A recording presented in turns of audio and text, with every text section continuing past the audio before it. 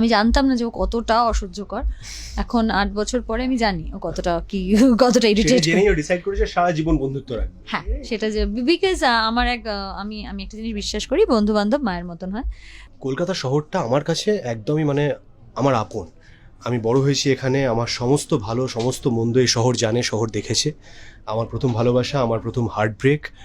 যে ঘটনাগুলো বিভিন্ন জায়গায়, ধরো কলেজ স্ট্রিটের বইপাড়ায় যে ঘটনাটা ঘটে বা ময়দানে যে ঘটনাটা ঘটে, ওই ঘটনাটাও ভীষণ চেনা, শুধু জায়গাটা নয়, আর মানুষগুলো ভীষণ চেনা। দ্যাট ইজ ওয়াই শহরের উষ্ণতম দিনে I think stands apart from the rest of the film. দুজনের মধ্যে কাউকে কি কখনো রাজনীতিতে দেখা যাবে?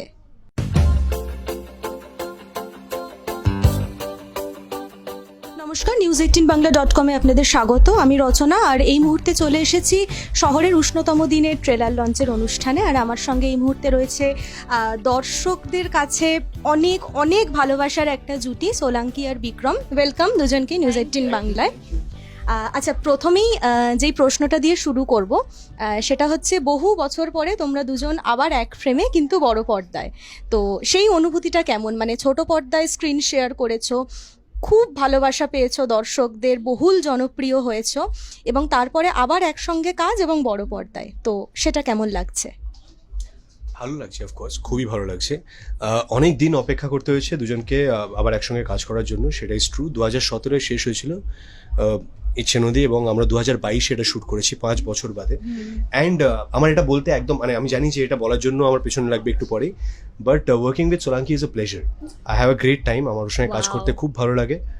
এবারও খুব ভালো লেগেছে, এবারও খুব ভালো লেগেছে। আর আমার মনে হয় যে we are gifted with a chemistry. এটা না আলাদা করে তৈরি করার চেষ্টা করে তৈরি করতে হয়তো আমরা পারতাম না।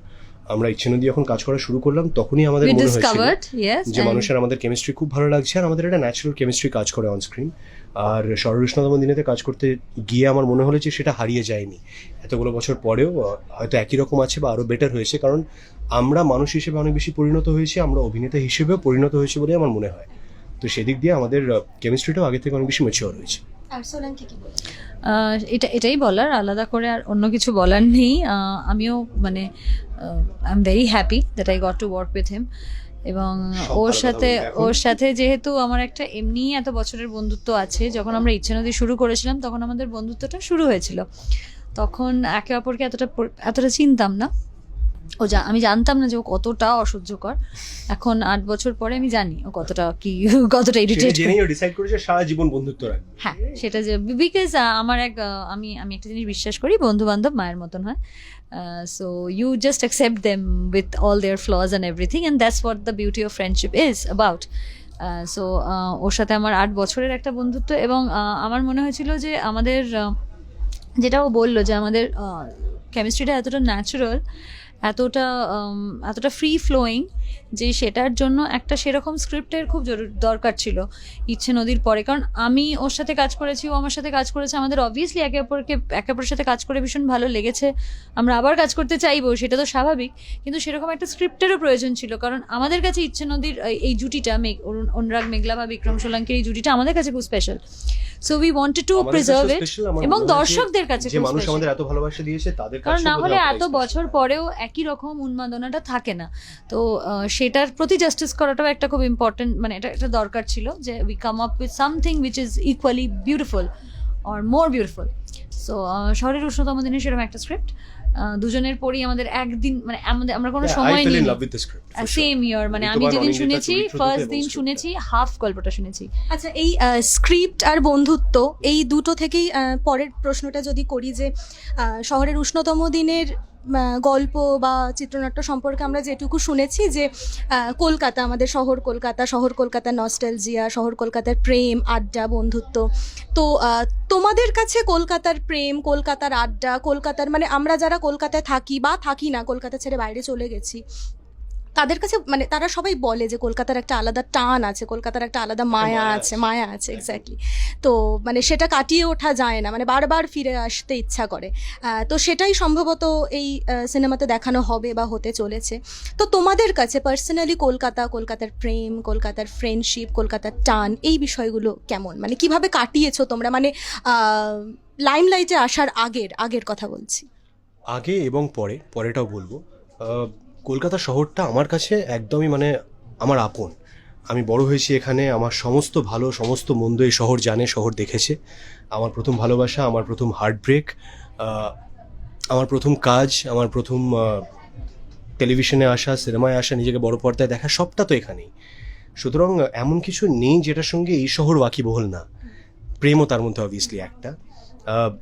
What makes Calcutta very specialist, তুমি যেটা এক্ষুনি বললে, যে আমার যারা যে বন্ধুবান্ধব বাইরে আছে, বা আমিও যখন দীর্ঘদিন বাইরে থেকেছিলাম, যে সময়টা বাইরে কাটিয়েছি, একটা দিনও আমার মনে হয়নি যে আমি এই শহরটায় ফেরত এসে শহরটাতেই থেকে যাব না।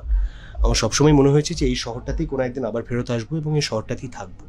আর সেটা আমার মনে হয় যে সবার ক্ষেত্রেই, তুইও যখন বাইরে ছিলি আমি শিওর তোরও বোধহয় সেটাই মনে হয়। আমার তো সেটা মনে হয়েছে, এবং আমার অনেক বন্ধু বান্ধবরা তারা এখনো আছে, তারা এখন হয়তো বাইরে থাকে কিন্তু তারা ফেরত আসতে চায়, তারা ফিরে আসতে চায়। আর আমি পার্সোনালি আমি ভীষণ নস্টালজিয়ায় বাঁচা একটা মানুষ। আমি I am very attached to my city.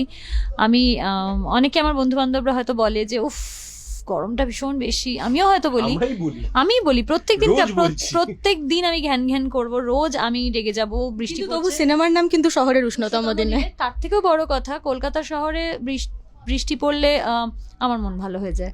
না, কলকাতা শহরের বৃষ্টি আমারও খুব পছন্দ। আমার শীত পড়লে আমার মিষ্টি খেতে ইচ্ছে করে। হ্যাঁ, মানে এগুলো তো আছেই। বৃষ্টিটা মানে শীতটা আসছে, আমি আনন্দে আনন্দে মানে আনন্দে ভাসছি। মন খারাপ হলে গঙ্গার ধারে গিয়ে বসে থাকি। মানে আমার না শহরটার সাথে শুধু বলার জন্য নয়, আমার ছোট ছোট অনুভূতি, ছোট ছোট দিন, মানে ছোট ছোট মুহূর্ত শুধু শহরটাকে ঘিরে, শহরটার সাথে ওয়ান অন ওয়ান ইন্টারাকশনে কেটেছে। মানে কলকাতা শহরের বোধহয় কোনায় কোনায় এরকম স্মৃতি দেখতে একটা মানুষ, একদম কলকাতা শহর একটা একদম, মানুষ। একদম। So you can communicate with the city and I do communicate with the city. So I in fact think আমরা গোটা সিনেমাটার শুটিংটার সময় একে অপরকে এগুলোই বলে গেছি যে এই তো এখানে আমাদের কত স্মৃতি আছে, ওইখানে কি কি ঘটেছিল।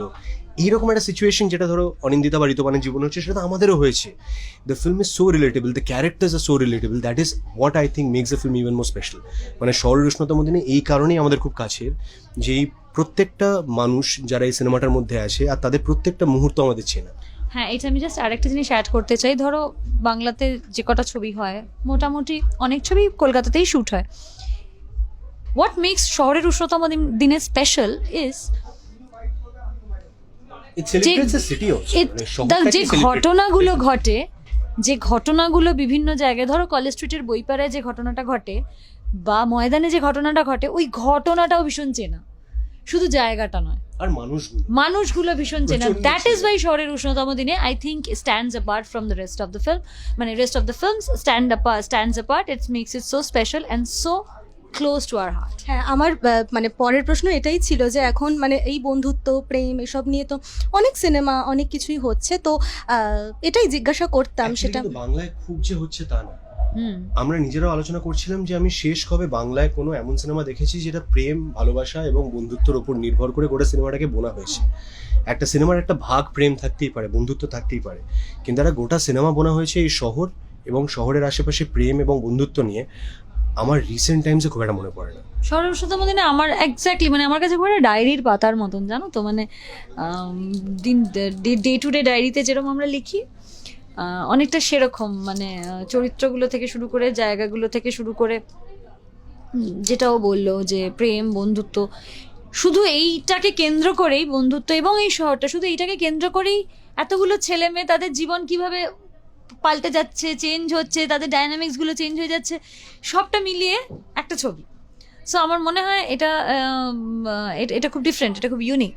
আচ্ছা, মানে তোমরা দুজনেই ধারাবাহিকে কাজ করেছো, তারপরে ওটিটিতে কাজ করেছো, বড় পর্দাতেও কাজ করেছো, তো তিনটে জায়গা কোথায় আলাদা? মানে ওরকমভাবে হয়তো ডিফারেন্সিয়েট করা যায় না যে এটা বেটার, এটা কম বেটার, প্রত্যেকটা জায়গায় মানুষের কাছেই পৌঁছে যায় শেষ পর্যন্ত বোধহয়। মানে আমার পার্সোনালি ভীষণ মনে হয় যে ধারাবাহিক সিরিয়াল, বাংলা সিরিয়াল যেটা, সেটা বোধহয় সব থেকে বেশি দর্শক কাড়ে, মানে একেবারে গ্রাসরুট লেভেল থেকে একদম এলিট ক্লাস পর্যন্ত সকলে দেখেন।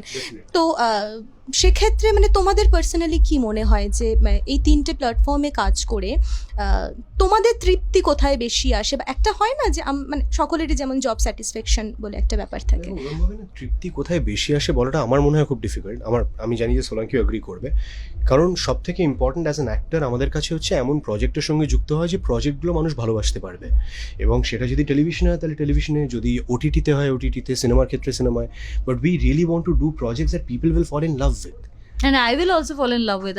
And we will also fall in That love is for with. very important for me also. মানে তুমি যেটা প্রশ্নটা যখন করছিলে, একটা কথা জিজ্ঞেস করলে না যে কোথায় আলাদা, আমার মনে হয় মাধ্যমের মানে স্ক্রিনের স্পেসটুকু আলাদা, ডিউরেশনটা আলাদা, আর শুটিংয়ের প্রথা মানে শুটিংয়ের ওয়ে অফ শুটিংটা ইজ এ লিটল ডিফারেন্ট।